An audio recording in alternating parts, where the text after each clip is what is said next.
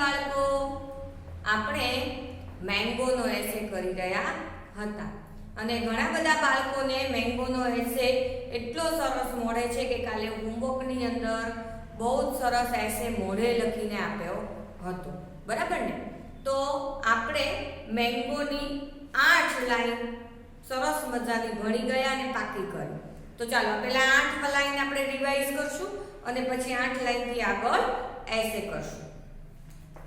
તો પહેલું છે ધીસ ઇઝ અ મેંગો. આ એક મેંગો છે, આ એક કેરી છે. મેંગો એટલે કેરી. Mango is yellow or green in colour.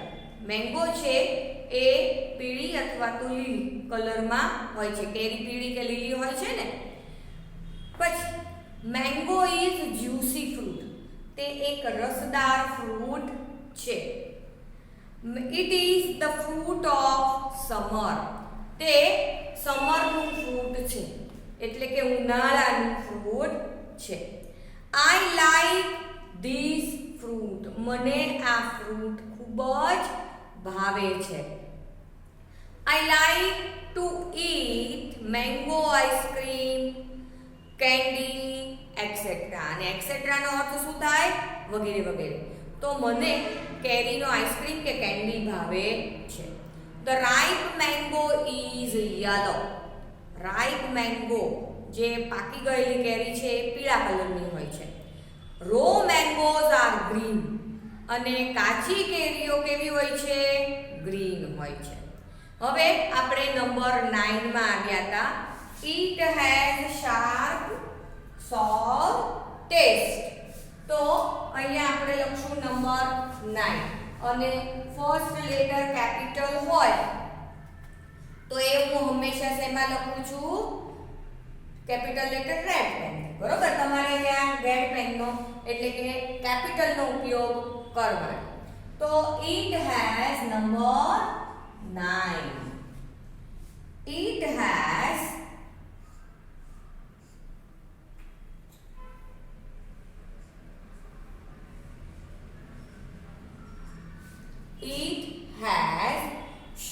sharp and sour taste. Sharp એટલે શું? SHARP. જો ભાઈ, હું સ્પેલિંગ હંમેશા બોલીને લખું છું, તમારે પણ બોલીને લખવાનું. તો it has sharp and sour taste. તો sharp sour taste. TASTE full stop. જો eat એટલે મેંગો માટે વપરાય. has એટલે શું થશે? મેંગોનો શાર્પ, એકદમ શાર્પ એટલે એકદમ વધુ પડતું. સોર ટેસ્ટ, ખાટો છે, એકદમ વધુ ખાટી હોય છે. કઈ મેંગો? આપણે છેલ્લે કઈ મેંગો લખી હતી? નંબર 8 ની અંદર કઈ? Row mango. રો મેંગો એટલે કાચી કેરી. કાચી કેરી એટલે લીલા કલરની. તો એ જે કાચી કેરી હોય છે તમે ખાઓ છો તો કે અતિશય તમને ખાટી લાગે છે. પછી number 10. Number 10. Children like to eat. Eat with salt. તો children નો સી કેવો આવશે? કેપિટલ. તો CHILDREN.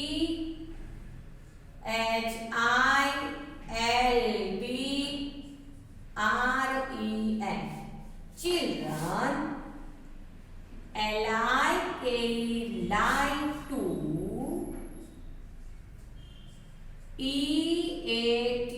eat.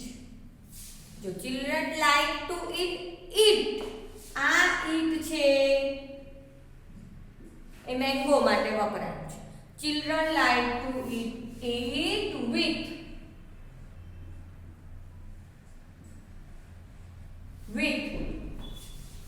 children like to eat with salt.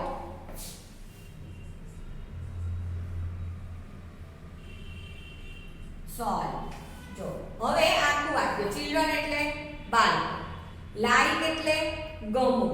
બાળકોને શું ગમે છે? ટુ ઈટ એટલે ખાવું. શું ખાવું ગમે છે? ઈટ આ ઈટ છે મેંગો માટે વપરાયું છે કે બાળકોને આ જે કેરી છે એ ખાવી ગમે છે. ઈટ વિથ એટલે સાથે. કોની સાથે? મીઠા સાથે. જે કાચી કેરી છે એ બાળકોને મીઠા સાથે ખાવી ગમે છે. હવે next we make number 11. We make jam and pickles from it. જેમ એટલે બધાને ખબર જ છે જેમ એટલે શું, બરાબર ને? જેમ એટલે તમે બ્રેડ ઉપર લગાડીને પરોઠા ઉપર લગાડીને ખાઓ છો ને એ જેમ. અને પિકલ એટલે અથાણું. બધાના ઘરમાં અથાણું બને છે, પણ એ અથાણાનું અંગ્રેજી શું? તો એને અથાણાને કહેવાય પિકલ. તો we make we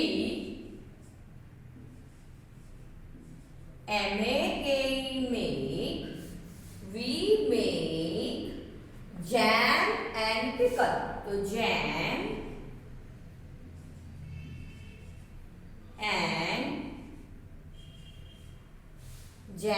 and pickle, P-I-C-K-L-E.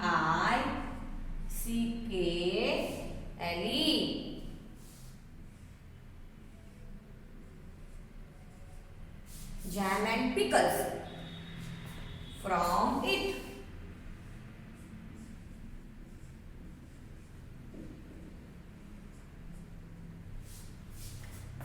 આપણે સમજીએ we make આપણે બનાવીએ છીએ. make એટલે બનાવવું.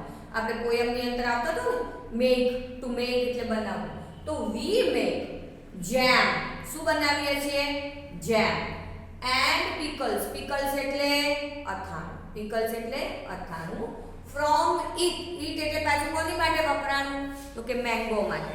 તો આપણે જેમ અને પિકલ આપણે જેમ અને પિકલ મેંગો માંથી બનાવીએ છીએ. પિકલ્સ બધાના ઘરે ઉનાળામાં અથાણા મમ્મી બનાવે છે, બરોબર ને? શેમાંથી બનાવે છે? કેરીમાંથી બનાવે છે. હવે મેંગો ખાવાથી આપણને કેટલો બધો ફાયદો થાય? તો મેંગો ઇઝ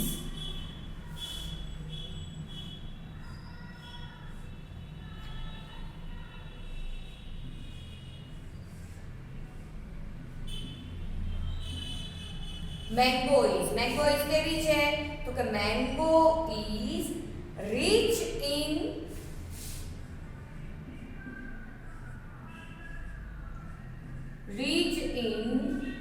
વિટામિન. મેંગોની અંદર કેટલા બધા વિટામિન રહેલા છે?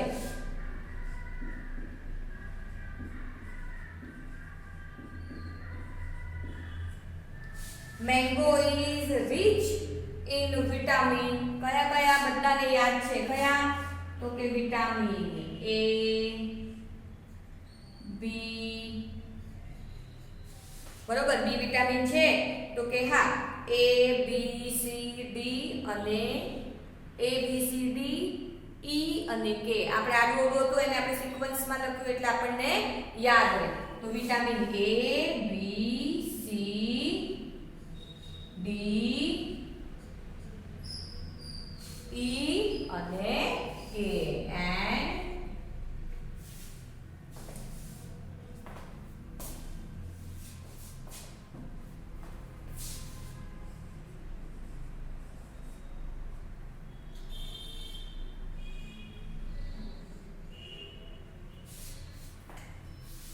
હવે જો A, B, C, D આ બધામાં વચ્ચે કોમા કરજો.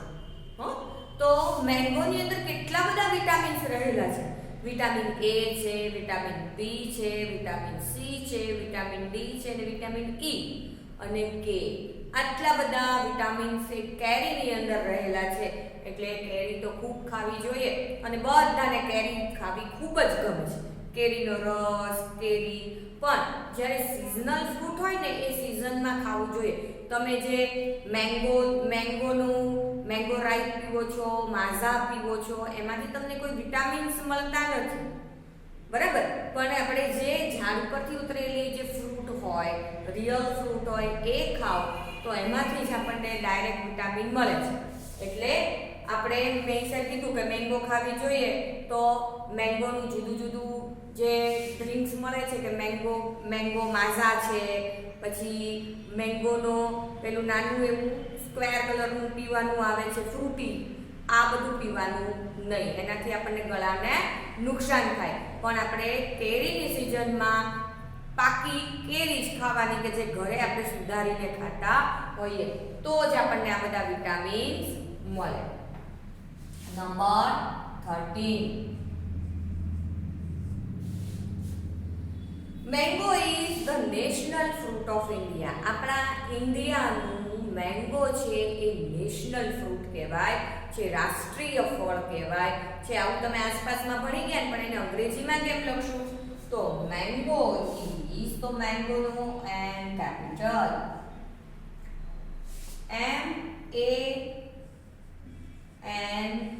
MANGO. Mango is national, NATIONAL,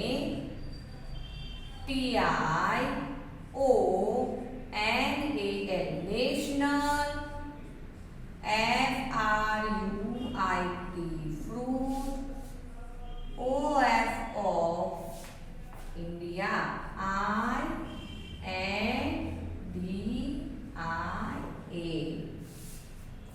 ઇન્ડિયાનો I કેવો લખ્યો છે? તો આઈ મેં કેપિટલ લખ્યો છે. ફરી પાછું હું રેડ પેનનો યુઝ ટુ કરીશ તો ઇન્ડિયાનો આઈ હંમેશા કેપિટલ લખવા. તો mango is national, NATIONAL, national, FRUIT fruit, OF INDIA, India. આ બધું આપણે એક વખત એના હાર્ડવર્ડ્સ આપણે ક્લાસમાં લખેલા હતા એટલે આપણને આ એસે વાંચવો એકદમ ઈઝી થઈ જશે. બરાબર? તો mango is national fruit of India. હવે આવશે number 14. Mango is tasty fruit and everyone like to eat. Mango છે એ એકદમ ટેસ્ટી ફ્રૂટ છે. મેંગો એક એવું ફ્રૂટ છે ને કે જે નાના બાળકથી લઈને વડીલો સુધી એટલે કે દાદા મોટા વડીલો હોય ત્યાં સુધીના બધાને મેંગો ખૂબ જ ભાવતી હોય. કોઈ એવું તમને મળશે નહીં કે જેને મેંગો ભાવતી હોય નહીં. એટલે તો આપણે એને નેશનલ ફ્રૂટ બનાવ્યું છે. તો મેંગો એક એવું ફ્રૂટ છે કે એવરીવન, દરેકને એ ભાવતું ફ્રૂટ છે.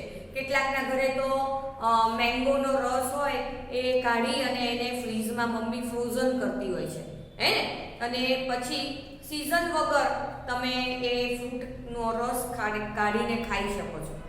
જેમ કે મેંગોની સિઝન જતી રહી, કેરીની સિઝન જતી રહી અને પછી મમ્મી કોઈ ઓકેશનથી એ કેરીનો રસ, જ્યારે કેરી જ ન મળતી હોય ત્યારે આપણને કેરીનો રસ આપે તો એ ઘણા લોકો મેંગોના રસને સ્ટોર પણ કરે છે.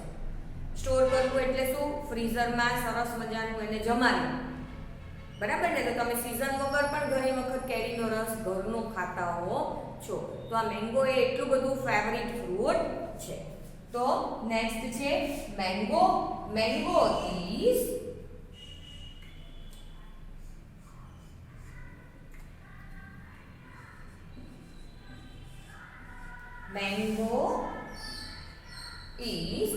a tasty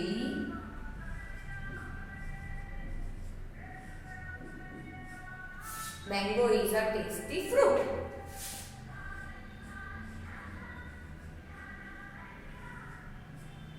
Mango is a tasty fruit and everyone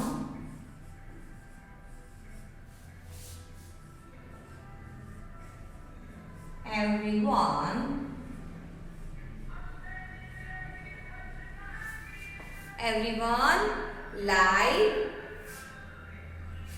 આમ તો લાઈક આપણે નથી લખવું પણ એવરીવન લવ ઇટ. બધાને તે ખૂબ જ મેંગો ગમે છે. તો કે